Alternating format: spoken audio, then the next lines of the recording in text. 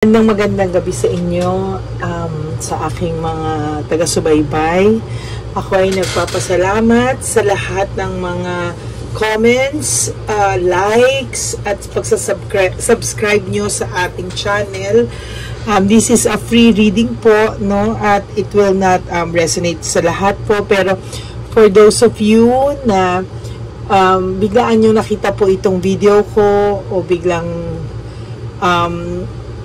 nakita nyo at gusto nyo panoorin sa mga oras na ito, ito po ang ating reading, no? So ngayon po ay hindi po ako gumagawa ng title, no? Ang title po ay based kung ano ang nabasa natin. So we'll start off with you. This is your guide for today. Spirits, universe, spirits, gods and goddesses,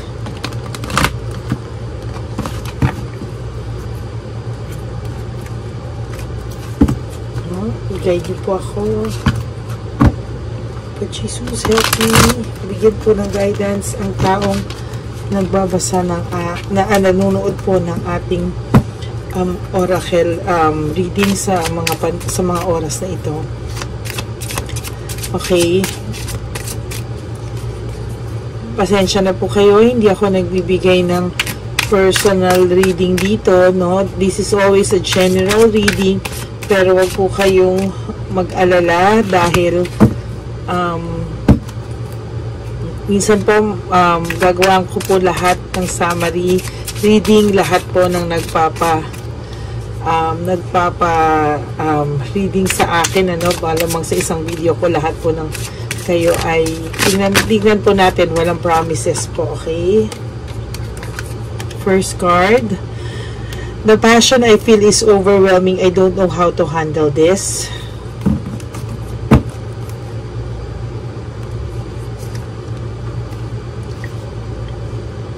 I don't know. I don't want to be who I used to be. You deserve better.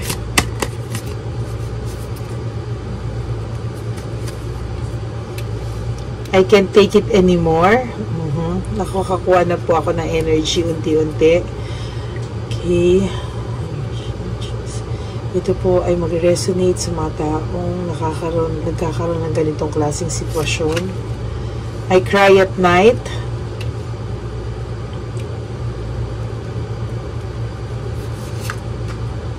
I can't promise you anything. So ito pong taong to, no? Ito pong taong to ay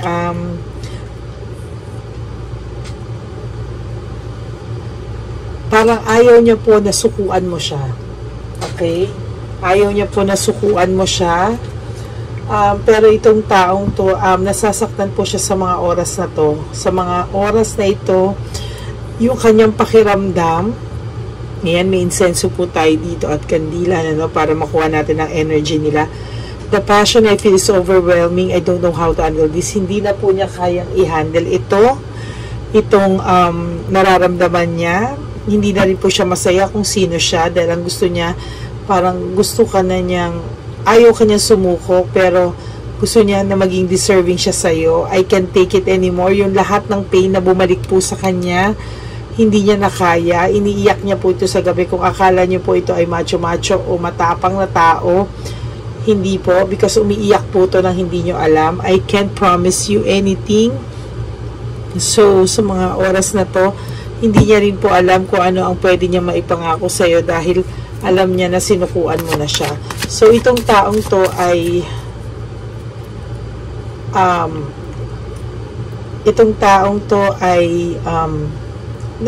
umaasa na sana ikaw ay hindi mag-move on sa kanya. Umaasa siya na hindi mo siya sukuan. What do you see in me? Bakit mo siya minahal noon? Maaaring ito ang taong to ay blinak mo or blinak ka, pero po nakikita ko po dito na gusto mo na pong sukuan tong taong to. So ang nakikita ko po at napifeel ko po na energy dito ay nag-hope po siya, deeply nag-hope po siya na wag mo siyang sukuan, wag ka mag-move on, pero sa tindi ng sakit na binigay po sa inyong to, sukuan mo na to sukuan mo na tong taong to, dahil balde-balding luha ang binigay sa iyo nito. I am better with my mind than my heart. Para itong taong to ay feeling mo matigas sa bato, matigas pa sa bato at hindi marunong magmahal.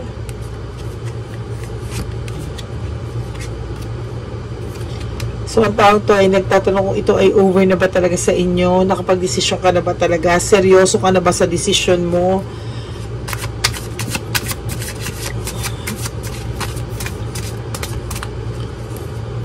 Nagtatanong siya kung talagang kaya mo na ba talaga siyang tiisin, kasi ngayon parang nararamdaman niya na sa'yo matigas ka na.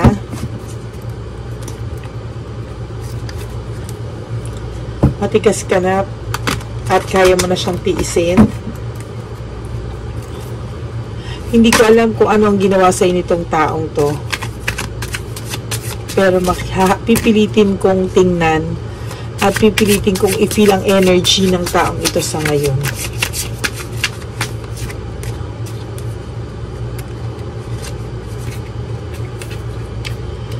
So, yung nararamdaman niya ngayon sa'yo ay too much, no? Parang ngayon, kung kailan wala ka na, sobrang hirap, hindi niya kinakaya yung pain.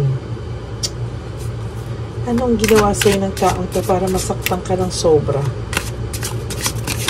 Energy, please. I need to feel the energy of this person. Ano ang ginawa nila sa taong nanonood sa akin ngayon? Ano ang ginawa niya para magalit o masaktan ng taong to?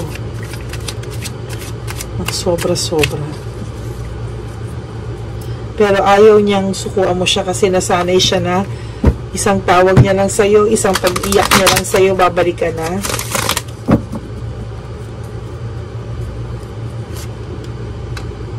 Oh, shucks. Gusto mo ng leaving behind, moving on. Sa tindi ng sakit na binigay sa'yo ng taong to, ikaw na mismo yung gustong lumayo at iwanan siya. Hindi mo gusto, pero siya yung nagtulak sa'yo palayo. Gusto mo na lang ng peace of mind, happiness na malayo dito sa taong to. Mahal mo siya, pero gusto mo na rin sumuko at sumuko ka na. Parang nawalan ka na ng pag-asa na magbabago pa tong taong to. Ang taong to ay may matinding takot, sadness, and loneliness. Ito po, okay, para makita nyo po na yung mga energies po na nafe-feel ko ngayon is really about regrets.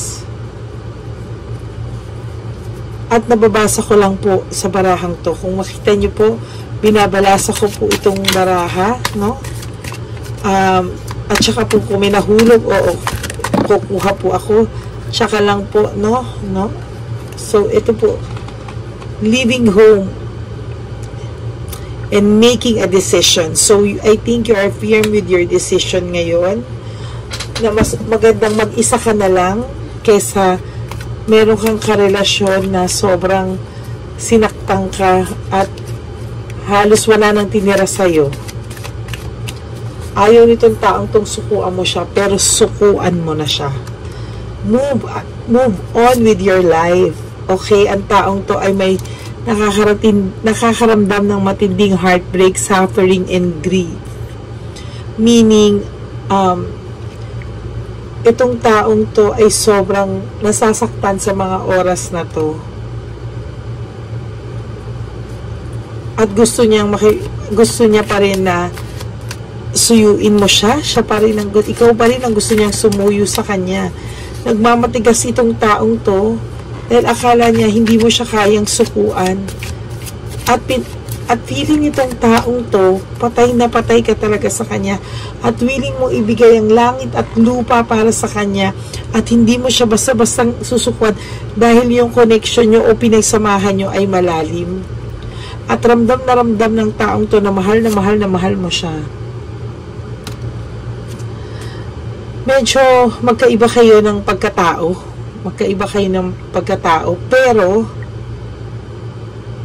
Pero kapatid, nag-adjust ka. Ikaw ang nag-adjust para sa taong to dahil gusto mong mag-work ang relasyong ito.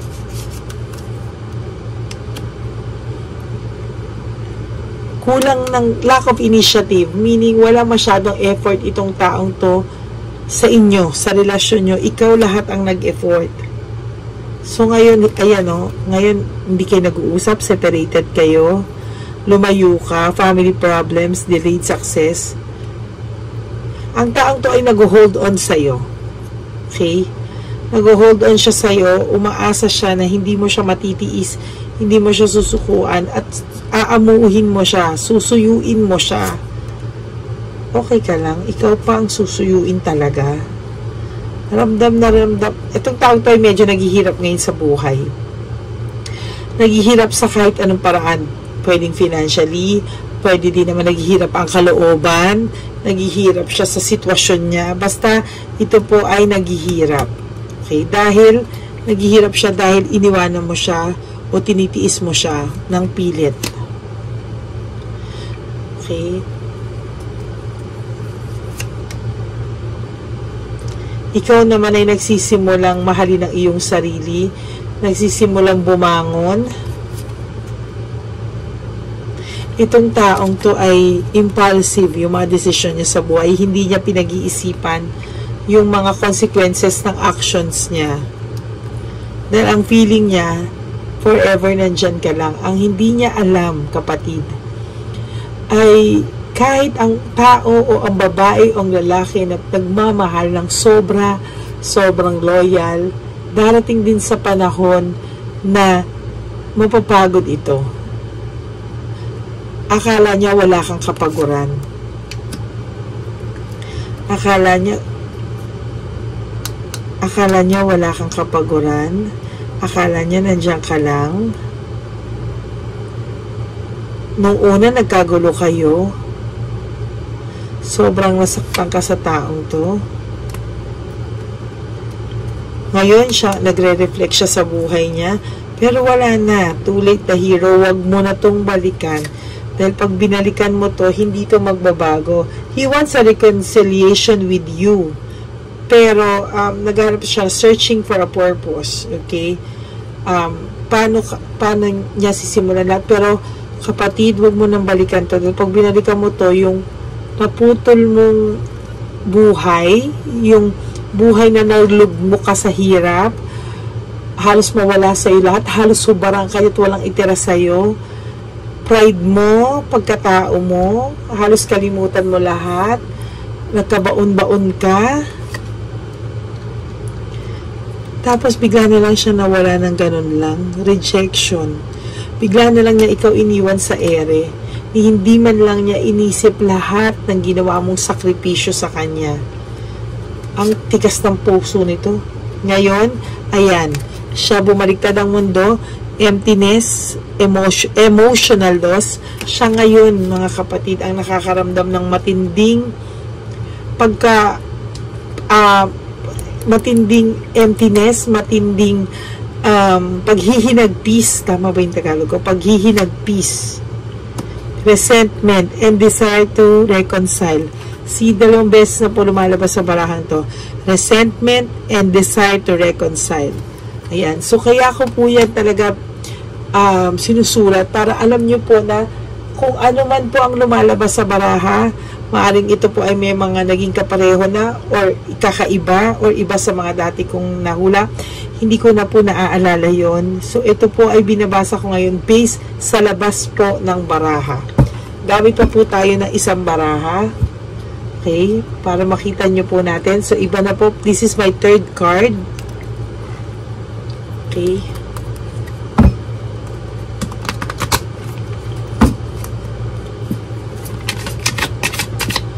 Napakasakit ang ginawa sa inyo ng taong to. Maaaring halos mawalan ka ng lahat-lahat. Ito po pangatlong card, tama ba? Pangatlong card ko na po ito, pero sinasabi niya po sa iyo, move on. Leave behind everything sa taong to. Because kahit ito ngayon ay nagsisisi, sising-sisi, hirap na hirap, pero pag ikaw po ay bumalik, mapakampante na naman po itong taong to. Again, this is a general reading. Hindi po lahat magre-resonate sa inyo ito. Kung hindi po nag-resonate sa inyo ang aking reading, malamang hindi po ito para sa inyo. Ngunit marami pa po sa ibang mga videos ko, okay, magre-resonate at magre-resonate po sa inyo. Just feel the energy. Banggitin niyo po ng 7 beses ang pangalan ng iniisip niyang tao. At saka po kayo mamili ng aking sa mga videos. Alam niyo po, sa totoo lang, today is Tuesday dito sa Pilipinas. At yung energy ko po ay sobrang lakas. Sa mga oras, feel ko po itong taong to sa panahon ngayon. Sa oras na ito, mga kapatid, sa oras na ito, ang regrets niya ay punong-puno sa puso niya. Punong-puno. Pero ang baraha sinasabi, huwag ka nang magpadala. Dahil itong taong to, marirealize niya lang ang kawalan mo. Pero pag binigyan mo na naman to ng alaga, pagmamahal, pera, makakampante to, iiwanan ka ulit nito.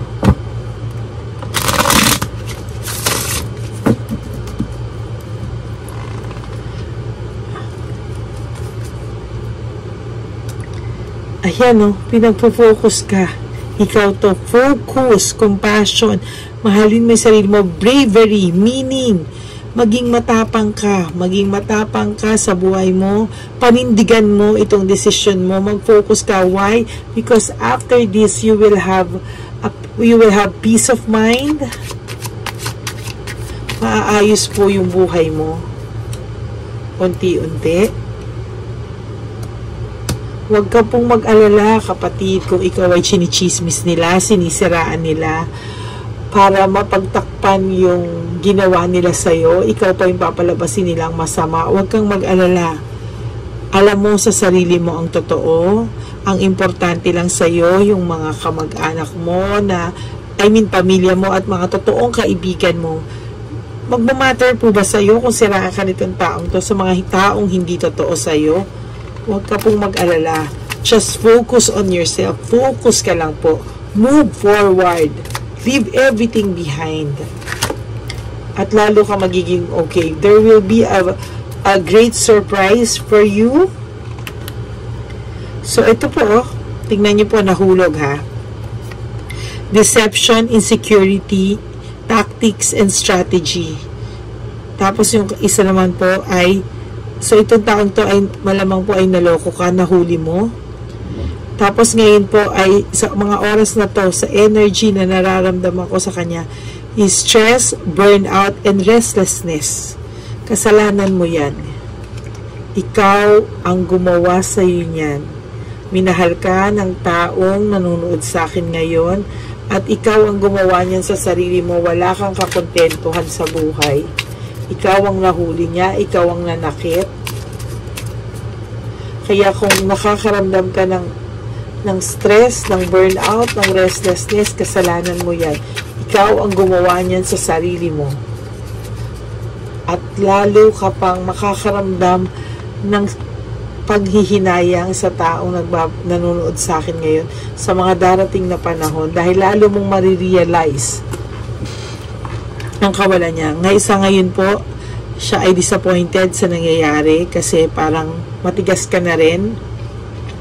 Tiisin mo po ang taong to. Kapag tumawag po siya, huwag mo po sagutin pag pinagdaan ka dahil huwag ka na po magpadala sa kanyang deception at insecurity at tactics and strategy. Malamang nagsisisi po itong taong to. Nasasaktan siya,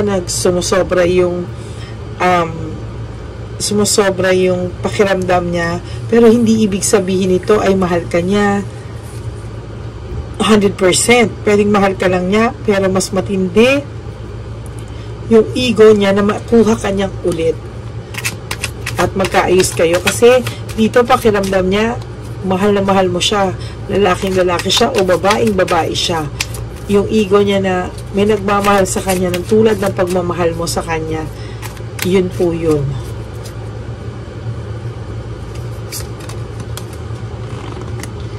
Wala na po siyang control sa'yo. Sa relasyon nyo, sa'yo. Doon siya gigil na gigil. Na dati isang sabi niya lang nakasunod ka. Dati isang sabi niya lang andyan ka na.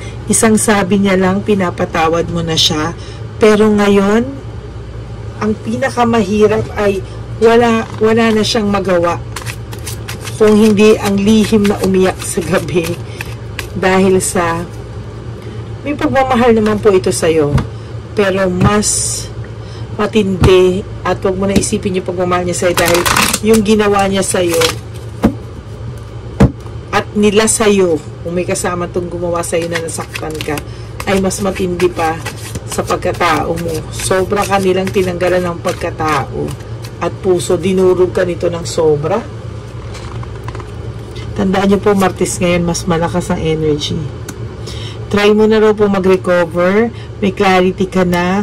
Try to improve your life.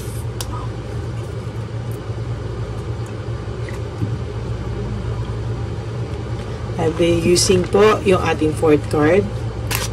Na Tarot Master card po ito.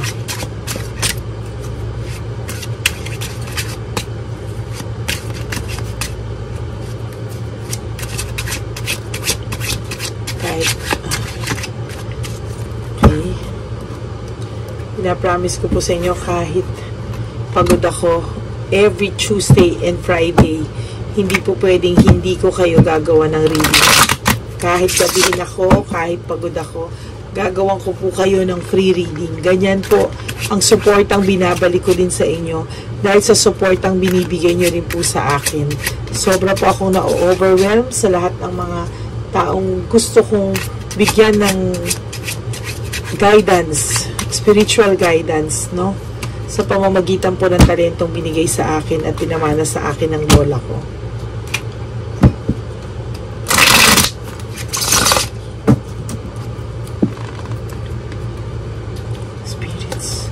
Spirits Universe, please give me the message for this person na nanonood sa akin ngayon. Page of Swords. Nako, huwag ka pong maniwala kung sabihin niya na ipaglalabang ka niya. Na at the end of the day, ang gusto niya po ay siya ang ipaglaban mo. Knight of Cups in reverse. Gusto po nito na maramdaman ulit na hinahabol mo siya, na mauuto ka pa din niya. Uto in such a way na mamahalin mo siya ulit.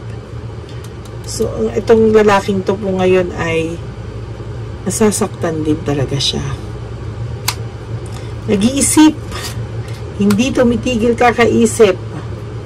Kailangan niya na rin pong kumilos ngayon, no? Dahil hindi na po siya pwedeng sarap buhay o iasa sa lahat dahil nagising ka na. Sana kapatid na nanonood ngayon, ano? Talagang nagising ka na po sa taong ito. It's been how many days or weeks or months na hindi kayo nag-uusap nitong taong to. At gusto niya po, habulin mo siya. Gusto po ng taong to na maramdaman yung pagmamahal mo ulit. At sinasabi niya po na tumawag ka lang or mag-message ka lang, talagang sasagutin niya, hello, hindi ka po dapat tumawag sa taong to.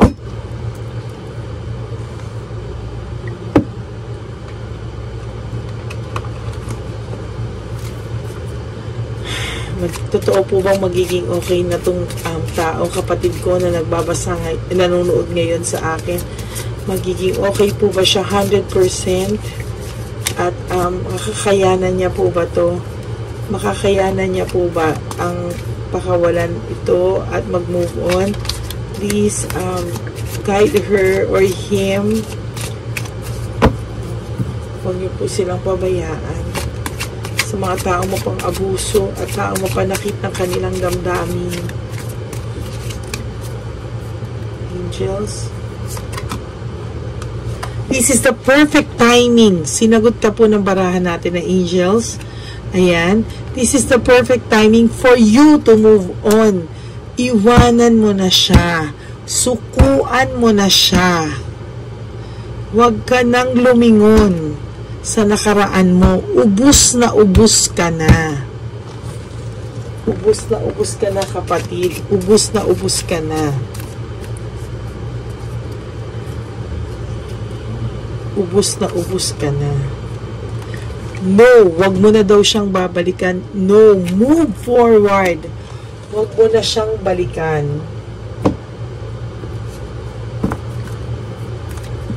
Wag mo na siyang balikan. Masasaktan ka lang. At hindi mo na deserve to. Because ikaw ay worth it na tao. Worth it na tao. Deserving kang mahalin.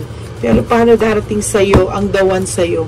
Paano darating sa'yo yung taong tunay na magmamahal sa'yo?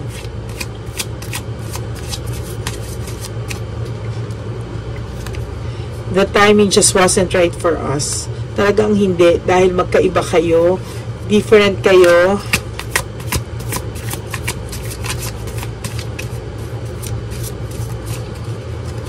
Ginaguide ka ng baraha ko. Kung alam ko, meron sa inyo iba okay na. May iba sa inyo na okay na. May iba sa inyo na umaasa pa ng balikan. Pero sa taong ito, wala kang panalo. Lagi ka na lang mali sa taong to. Lagi ka na lang gumagawa ng excuses para sa taong to. I'm starting to understand our connection. Yes, naiintindihan mo na ngayon, unti-unti na ang connection nyo, ikaw lang lahat ang nagdala. Sukuan mo na itong taong to, kapatid. Move on with your life. Darating ang araw, sa umpisa lang yan, masasaktan ka, pero mas masasaktan ka kung mag-i-stay ka sa taong to.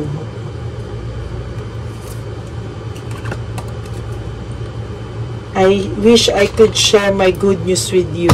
So, itong taong to, ikaw lagi ang binabalitaan kung may good news at lalo na kung may bad news, kung may problema.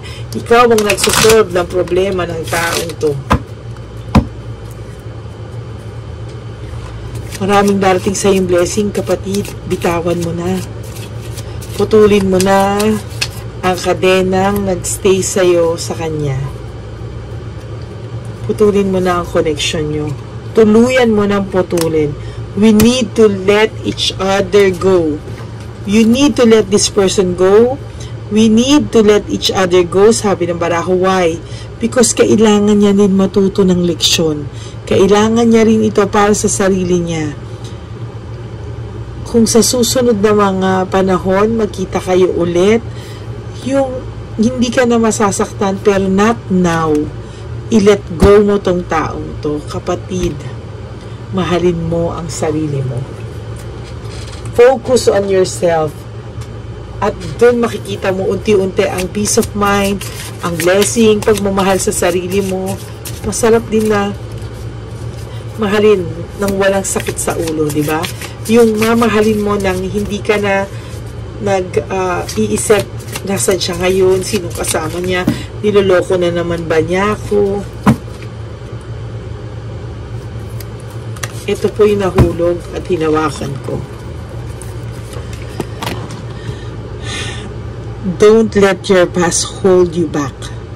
Huwag mo na po siyang hawakan. Huwag ka na po mag-hold on dito, kapatid.